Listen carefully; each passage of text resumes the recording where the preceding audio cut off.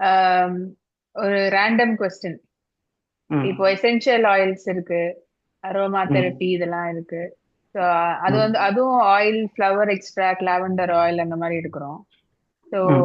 Back flower வந்து அந்த extract வந்து ஆயிலா இல்ல எப்படி அது லிக்விட்னு இல்ல புரியுது.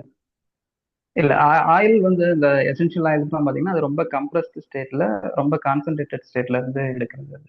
அந்த ம். ஃபிளார்ஸை வந்து ட்ரை பண்ணி நல்லா டிஸ்டிலேஷன் மாதிரி ப்ராசஸ்ல இது பண்ணி அது ஃபுல்லா எவ்வளவு கான்சென்ட்ரேட்டடா கொண்டு வர முடியுமோ அவ்வளவு கான்சென்ட்ரேட்டடா கொண்டு வர்றது வந்து essential oil, essential oil. Aroma therapy. ம். இது பாத்தீங்கன்னா அப்படியே ஆப்போசிட். இது எவ்வளவு டைல்யூட் பண்ண முடியுமோ அவ்வளவு டைல்யூட் பண்ணும். வெறும் ஓகே. ஃபிளார்ஸ் அண்ட் வாட்டர் அவ்வளவுதான். வேற எந்த விதமான கெமிக்கல் ப்ராசஸிங்கும் அது கிடையாது. அண்ட் அது வந்து நீங்க இன்டர்னலா எடுக்க முடியாது. அரோமா தெரப்பி அதெல்லாம் வந்து இன்டர்னலா எடுக்க முடியாது. ஏன்னா அதுல வந்து அந்த மியூக்கஸ் இரிட்டன்ட் அந்த மாதிரிலாம் இருக்கும் கண்ணுல. இதுல வந்து அப்படி ம். கிடையாது. இது ம். இன்டர்னலா எடுக்கலாம், யார் வேணாலும் எடுக்கலாம். ஸோ ம். அப்படின்றப்போ டோட்டலா வேற. அண்ட் இது அகைன் இட்ஸ் சிம்பிளிஃபைட். இதை நீங்களும் பண்ணலாம். அந்த பூ இருந்துச்சுன்னா ம். நீங்க பண்ணலாம்.